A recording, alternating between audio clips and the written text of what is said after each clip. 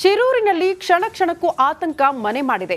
ಏನಾಗುತ್ತೆ ಅನ್ನೋ ಟೆನ್ಷನ್ನಲ್ಲಿ ಜನ ದಿನ ದುಡಿದಿದ್ದಾರೆ. ಕೇರಳ ಮೂಲದ ಲಾರಿ ಚಾಲಕ ಅರ್ಜುನನ ರಕ್ಷಣೆಗೆ ಆರ್ಮಿ ಎಂಟ್ರಿ ಕೊಟ್ಟಾಗಿದೆ.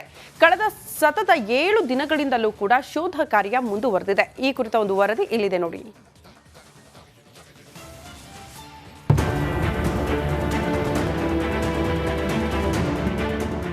ಶಿರೂರು ಭಾಗದಲ್ಲಿ ಗುಡ್ಡ ಕುಸಿತ ಆದ ಬಳಿಕ ಸಾಕಷ್ಟು ಅವಾಂತರಗಳು ಸೃಷ್ಟಿಯಾಗಿತ್ತು. ಇನ್ನು ಮಣ್ಣು ತೆರವುಗೊಳಿಸುವಂತ ಕಾರ್ಯಾಚರಣೆ ಮುಂದುವರೆದಿದೆ.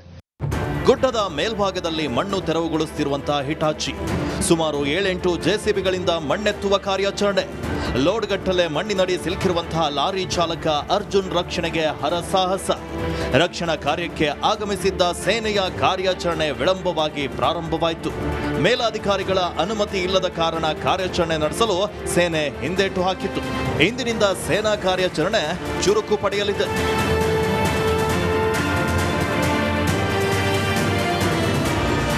ಇನ್ನು ಶಿರೂರು ಬಳಿಯ ಗುಡ್ಡ ಕುಸಿತ ಸ್ಥಳದಿಂದ ರಿಪಬ್ಲಿಕ್ ಕನ್ನಡ ಗ್ರೌಂಡ್ ರಿಪೋರ್ಟ್. ನನ್ನ ಬಲಭಾಗದಲ್ಲಿ ಗಮನಿಸಬಹುದು, ಅಲ್ಲಿ ಒಂದು ದೊಡ್ಡದಾದಂತಹ ಬಂಡೆ ಮೇಲೆ NDRF ತಂಡ ನಿಂತಿದೆ.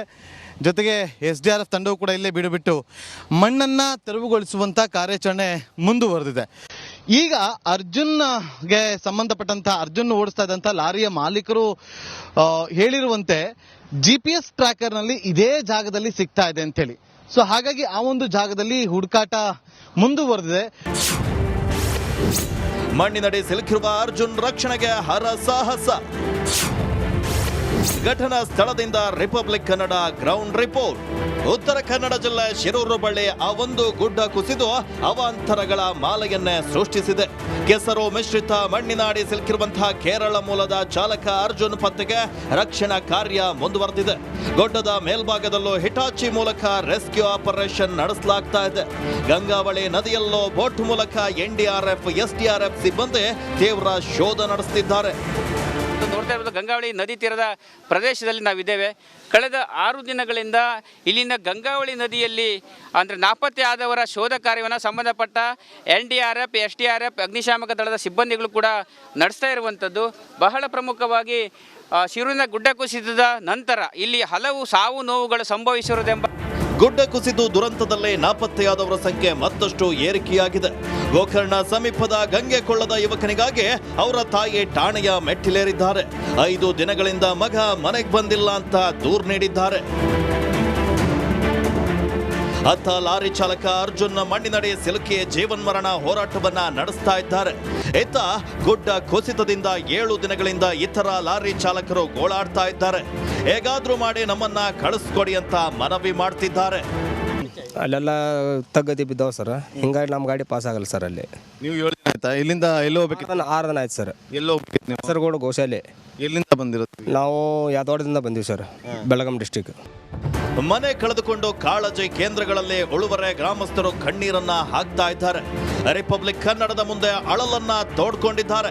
ಉತ್ತರ ಕನ್ನಡದಲ್ಲಿ ವರುಣನ ಅಬ್ಬರಕ್ಕೆ ಬದುಕು ಬೇದಿಗೆ ಬಂದಿದೆ. ಜೀವನ ಮುರಬಟ್ಟೆಯಾಗಿದೆ. ವರುಣ ದೇವನಿಗೆ ಜನರು ಹಿಡಿ ಶಾಪ ಹಾಕ್ತಿದ್ದಾರೆ. Bureau report, Republic Kannada. ವರುಣನ ಆರ್ಭಟಕ್ಕೆ ಕಾರವಾರ ನಲುಗಿ ಹೋಗಿದೆ. ಶಿರೂರು ಬಳಿ ಗುಡ್ಡ ಕುಸಿದು ಮರಣ ಮೃದಂಗ ಬಾರಿಸಿದೆ. ನಿನ್ನೆ ದುರಂತ ನಡೆದ ಸ್ಥಳಕ್ಕೆ ಸಿಎಂ ಸಿದ್ದರಾಮಯ್ಯ ಭೇಟಿ ನೀಡಿದ್ರು. ಕಾರ್ಯಾಚರಣೆಗೆ ಮತ್ತಷ್ಟು ಬೂಸ್ಟ್ ನೀಡುವಂತೆ ಸೂಚನೆ ಕೊಟ್ಟರು. ಈ ಕುರಿತ ಒಂದು ರಿಪೋರ್ಟ್ ಇಲ್ಲಿದೆ.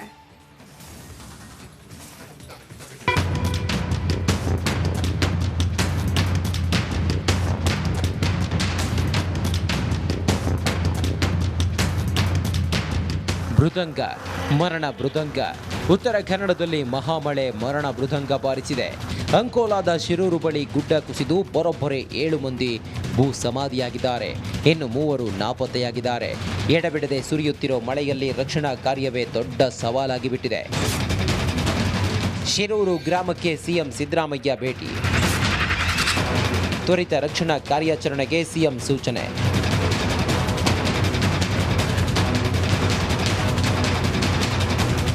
ಸುರಿಯೋ ಮಳೆಯಲ್ಲಿ ನಿನ್ನೆ ಸಿಎಂ ಸಿದ್ದರಾಮಯ್ಯ ಕಾರವಾರದ ಶಿರೂರು ಗ್ರಾಮಕ್ಕೆ ಭೇಟಿ ನೀಡಿದ್ರು. ಗುಡ್ಡ ಕುಸಿತ ಜಾಗವನ್ನ ವೀಕ್ಷಿಸಿದ್ರು. ಎಸ್ಡಿಆರ್ಎಫ್ ಎನ್ಡಿಆರ್ಎಫ್ ಸಿಬ್ಬಂದಿ ಜೊತೆ ಚರ್ಚೆ ಮಾಡಿದ್ರು. ಎಲ್ಲ ಆಧುನಿಕ ತಂತ್ರಜ್ಞಾನ ಬಳಸಿ ಉನ್ನತ ಮೆಟಲ್ ಡಿಟೆಕ್ಟರ್ ಮತ್ತು ಜೆಸಿಬಿ ಬಳಸಿ ಕಾರ್ಯಾಚರಣೆ ನಡೆಸುವಂತೆ ಸಿಎಂ ಸೂಚಿಸಿದ್ರು. ಆರ್ಮಿಯವರಿಗೆ, ನೇವಿಯವರಿಗೆ ಮತ್ತು NDRFನವರಿಗೆ ರಿಕ್ವೆಸ್ಟ್ ಮಾಡಿದ್ದೀವಿ. ಅಲ್ಲೂ ಕೂಡ ಮಾಡಬೇಕು.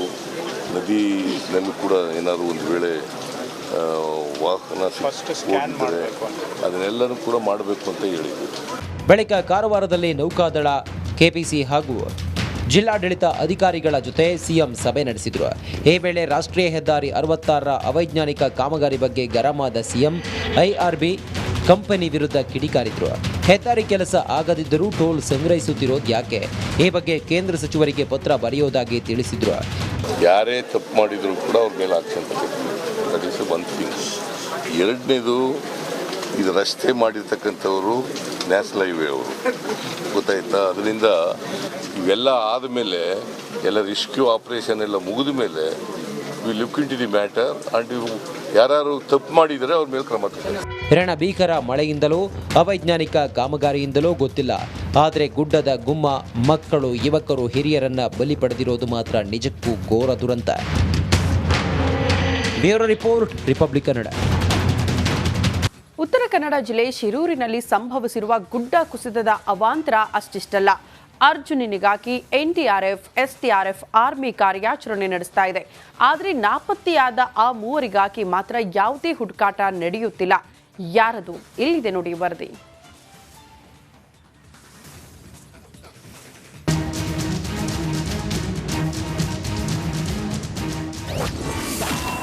ನಾಪತ್ತೆಯಾದ ಆ ಮೂವರಿಗಾಗಿ ಹುಡುಕಾಟ. ಹುಡುಕಿಕೊಡಿ ಎಂದು ಹೆತ್ತ ತಾಯಿಯ ಕಣ್ಣೀರು. ಶಿರೂರಿನಲ್ಲಿ ಗುಡ್ಡ ಕುಸಿತವಾಗಿ ಅವಾಂತರಗಳೇ ಸೃಷ್ಟಿಯಾಗಿವೆ.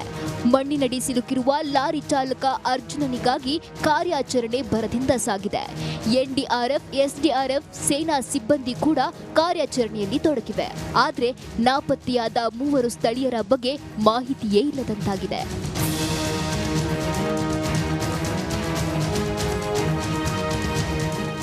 ಶಿರೂರು ರಾಷ್ಟ್ರೀಯ ಹೆದ್ದಾರಿಯಲ್ಲಿ ಸಂಭವಿಸಿದ ಗುಡ್ಡ ಕುಸಿತದ ವೇಳೆ ಹಲವರು ನೀರು ಪಾಲಾಗಿದ್ದಾರೆ.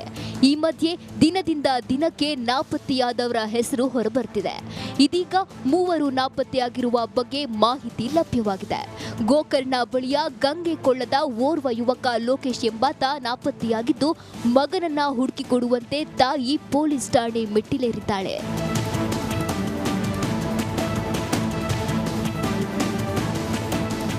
ಐದು ದಿನದಿಂದ ಮನೆಗೆ ಬಂದಿಲ್ಲ. ಗುಡ್ಡ ಕುಸಿತದ ದಿನ ಆ ಹೋಟೆಲ್ನಲ್ಲೇ ಲೋಕೇಶ್ ಇದ್ದ ಎಂಬ ಮಾಹಿತಿ ಲಭ್ಯವಾಗಿದೆ. ಈ ಬಗ್ಗೆ ಕೆಎಸ್ಆರ್ಟಿಸಿ ಚಾಲಕ ನೋಡಿದ್ದನೆಂಬುದು ಗೊತ್ತಾಗಿದೆ. ಹೋಟೆಲ್ನಿಂದ ಬಸ್ ಪಾಸ್ ಆದ ಕೆಲ ಕ್ಷಣಗಳಲ್ಲಿ ದುರಂತ ಸಂಭವಿಸಿದೆ. ಹೀಗಾಗಿ ಮಗನನ್ನ ಹುಡುಕಿಕೊಡುವಂತೆ ಲೋಕೇಶ್ ತಾಯಿ ಅಂಕೋಲಾ ಠಾಣೆಯಲ್ಲಿ ದೂರು ದಾಖಲಿಸಿದ್ದಾರೆ.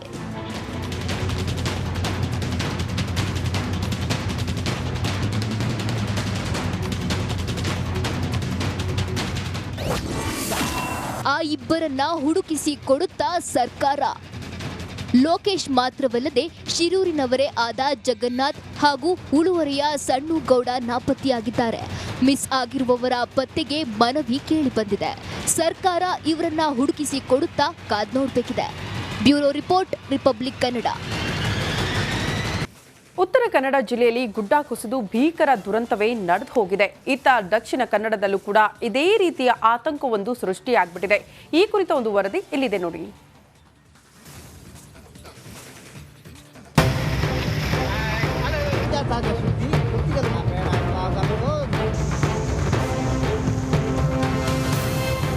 ಉತ್ತರ ಕನ್ನಡದ ಶಿರೂರಿನಲ್ಲಿ ಗುಡ್ಡ ಕುಸಿದು ಬಹಳಷ್ಟು ದೊಡ್ಡ ದುರ್ಘಟನೆ ಸಂಭವಿಸಿದೆ. ಈಗ ಮಂಗಳೂರಿನ ಹೊರವಲಯದ ವಾಮಂಜೂರಿನ ಕೆತ್ತಿಕಲ್ನಲ್ಲೂ ಕೂಡ ಇದೇ ರೀತಿಯಾದಂಥ ಅಪಾಯ ಇರುವಂಥದ್ದು. ಒಂದೆಡೆ ಗುಡ್ಡದ ಮಧ್ಯೆ ಜುಳುಜುಳು ಹರಿಯುತ್ತಿರೋ ಚಿಕ್ಕ ಜರಿಗಳು, ಇನ್ನೊಂದೆಡೆ ಹೈವೇಯಲ್ಲಿ ಸಂಚರಿಸುತ್ತಿರುವ ವಾಹನ ಸವಾರರು, ಮತ್ತೊಂದೆಡೆ ಗುಡ್ಡದ ಮಣ್ಣನ್ನ ತೆರವುಗೊಳಿಸುತ್ತಿರೋ ಜೆಸಿಬಿ. ಈ ದೃಶ್ಯ ಕಂಡು ಬಂದಿದ್ದು ಮಂಗಳೂರು ಹೊರವಲಯದ ವಾಮಂಜೂರಿನ ಕೆತ್ತಿಕಲ್ನಲ್ಲಿ.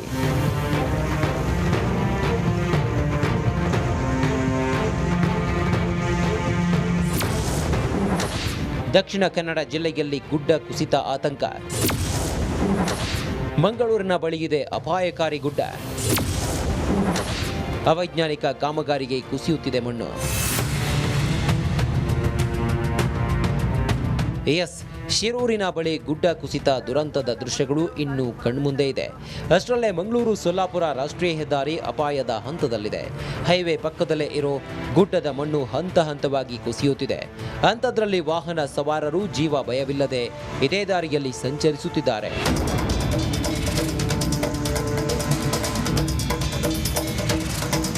ಮಂಗಳೂರಿನಿಂದ ಕಾರ್ಕಳದ ಸಾಣೂರವರೆಗೂ ಚತುಷ್ಪಥ ಹೆದ್ದಾರಿ ಕಾಮಗಾರಿಗಾಗಿ ಗುಡ್ಡವನ್ನು ಅವೈಜ್ಞಾನಿಕ ರೀತಿಯಲ್ಲಿ ಅಗೆಯಲಾಗಿದೆ. ಇದರಿಂದ ಎಡೆಬಿಡದೆ ಸುರಿಯುತ್ತಿರೋ ಮಳೆಗೆ ಗುಡ್ಡ ಕುಸಿಯುತ್ತಿದೆ. ಅಷ್ಟೇ ಅಲ್ಲ, ಗುಡ್ಡದ ಮೇಲಿನ ವೆಟ್ವೆಲ್ ಘಟಕ, ವಿದ್ಯುತ್ ತಂತಿಗಳು ಇದ್ದು ಗುಡ್ಡ ಕುಸಿದರೆ ಅವುಗಳು ನೆಲಕ್ಕಪ್ಪಳಿಸುವ ಸಾಧ್ಯತೆ ಇದೆ.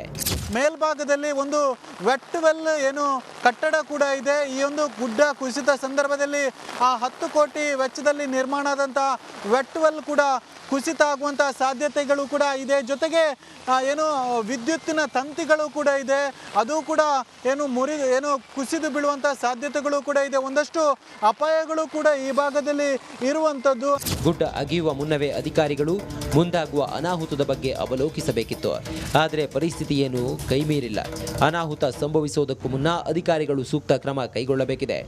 ದಿನೇಶ್ ಕಾಶಿಪಟ್ನ, ರಿಪಬ್ಲಿಕ್ ಕನ್ನಡ, ಮಂಗಳೂರು.